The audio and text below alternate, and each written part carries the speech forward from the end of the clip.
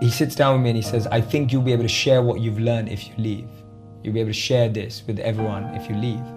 And I felt like it was his nice way of saying, you're not ready to be a monk, like get out of it. That's how it felt. It felt like I'd failed, and it felt like he was like breaking up with me. Like I equate it to a divorce. It was almost like him saying to me, it's not you, it's me, you know, it's not working out. Like it kind of felt like that. It wasn't disingenuous on his part. It was a reality check. It was a reality check that this wasn't going to last forever. It was one of the most toughest, humiliating, ego-bashing, crushing things that happened. Because here I was thinking, I'm going to be a monk and I'm going to do this and I've got all these plans. And then all of a sudden, 3 years on, all your plans have failed. I've got no money, I've rejected all my corporate job offers, and I moved back in with my parents 5 years ago with $25,000 worth of debt. So I moved back in with my parents, and I'm thinking to myself, what am I gonna do? Like now I'm gonna have to think about paying bills, and I'm gonna have to think about, my parents aren't well off, so I didn't have anywhere to I had their home to hang out in, but it wasn't like, oh yeah, I'll just live with my parents for a bit, I'll figure it out. I was just like, I literally have nothing. Like if I don't figure this out, I'll be sleeping in my bedroom that I grew up in for the rest of my life, and that's it. Like that's life. Sure.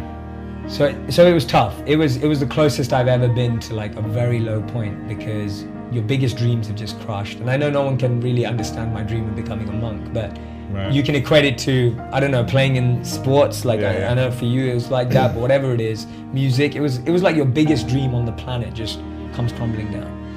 And I felt it hurt. It really hurt. And it hurt the ego, because all my friends or family who I just about convinced that I was becoming a monk, when I was coming back, they were all like, wow, I thought you were going to be a monk. What are you doing? I had that moment where I had to decide. I was like, wait a minute, I've been taught how to deal with anxiety, pain, pressure, and everything as a monk. And for the first time in my life, I had to put it into like practice, but in like acceleration mode. So I ended up doing two things when I left. One thing was all my friends who work now at big companies, they were stressed out and hating their lives.